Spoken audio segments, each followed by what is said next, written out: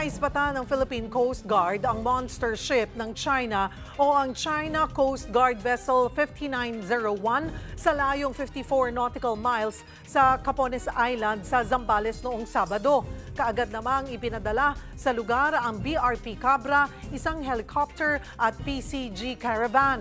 Hinamon din ng PCG ang presensya ng monster ship at iginiit na nasa loob ito ng Exclusive Economic Zone ng Pilipinas. Para sa iba pang detalye, magkakausap natin si PCG spokesperson for the West Philippine Sea, Commodore J. Tariela. Magandang tanghali po sa inyo, Commodore J. Hello, Miss Cheryl. Magandang tanghali sa iyo at sa mga taga-subaybay mo po. Salamat po sa oras. Kumusta po itong pagbabantay natin sa nakita ngang monster ship ng China? Saan na po ang lokasyon nila? Well, ngayon, ang Philippine Coast Guard, BRP Cabra, we're already on our third day of monitoring this China Coast Guard 5901. As we speak right now, around 1200, the latest distance nitong China Coast Guard 5901 is 65 nautical miles away from Los Frailes Island, Zambales. But despite of its distance, ang Coast Guard BRP Cabra remains to be tailing this China Coast Guard vessel. Gaya na sinabi ko, pangatlong araw na natin itong sinusundan. And we have to make sure na ito ay hindi nalalapit sa nearest coastline natin. And secondly, the objective of this deployment of our Coast Guard vessel is to make sure that this China Coast Guard vessel will not harass or intimidate the Filipino fishermen na nangingisda dito sa Zambales. So, nakikita po natin dun sa 3 araw na rin natin pagbabantay sa kanila, napapalayo naman natin sila, naitaboy kahit papano. Yes, because on the first day, they came as close as 54 nautical miles when we used the Canadian Dark Vessel Detection program. But since we have deployed the BRP Cabra and our aircraft, hindi na ito lumalapit ng more than 60 nautical miles. It just maintains a distance between 60 to 70 nautical miles away from the coastline of Zambales. Ano po yung nakikita nating motibo ng China dito nga sa pagtambay ng kanilang monster ship sa loob? Nananatili sila, no? Kahit na po ganito kalayo sa ating coastline, nananatili pa rin sila sa loob ng exclusive economic zone natin. Well, Ms. Cheryl, there are two ways that we can interpret this deployment of the China Coast Guard monster ship. One is they wanted to normalize the deployment of China Coast Guard vessels. Alam naman natin na in Bajo de Masinloc, there are China Coast Guard vessels that were deployed there as well.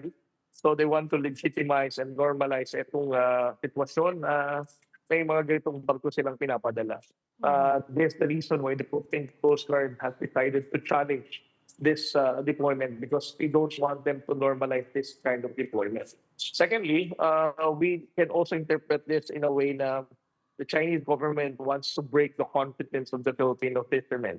It's worth noting that for more than 2 years already, since President Bongbong Marcos has directed the Coast Guard and the Bureau of Fisheries and Aquatic Resources to intensify our support to the Filipino fishermen sa West Philippine Sea, ay mas dumami ng nangingisdang Pilipino.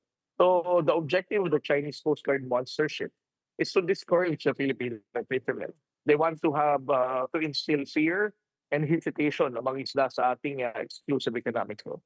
Umi-epekto nga po ba ito, Commodore J? Marami nga ba sa mga lokal na mangingisda ang natakot na dahil nga nakita nilang umaaligid itong monster ship ng China? Well, the mere fact that they can also hear and read in the news na ang Coast Guard ay nananatiling nandito at nagpapatrolya at sinisiguro ang kaligtasan ng ating mga mangingisdang Pilipino, I think this kind of propaganda threat ng China is not working.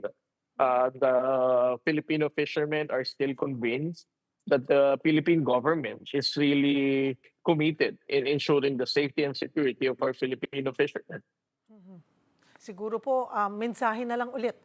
Dahil po may mga ilan pong mga mangisda din na concern, natakot kasi nakita na nila, alam nila monster ship ito, baka kung anong mangyari sa kanila. Again, ano po ang mensahe natin sa ating mga mangingisda at maging sa taong bayan, lalo na nga po ngayon, Bagong taon na pero nananatili pong ganito ang ginagawa po ng China, pero mas magiging agresibo at assertive po ba tayo sa pagprotekta ng kung ano ang para sa atin o ano ang atin talaga? Well, thank you, Ms. Cheryl. No, the message that the commandant, Admiral Ron Hildebrand, wants to tell the public is that the Philippine Coast Guard remains to be committed in ensuring the safety and security of our Filipino fishermen. Secondly, despite of the aggressive action and the escalating response of the Chinese Coast Guard, ang Philippine Coast Guard po ay mananatili pa rin mapayapa na responde sa kanilang deployment ng mga bangko dito sa West Philippine Sea. And third, of course, the Philippine Coast Guard will still ensure transparency in our efforts in the West Philippines.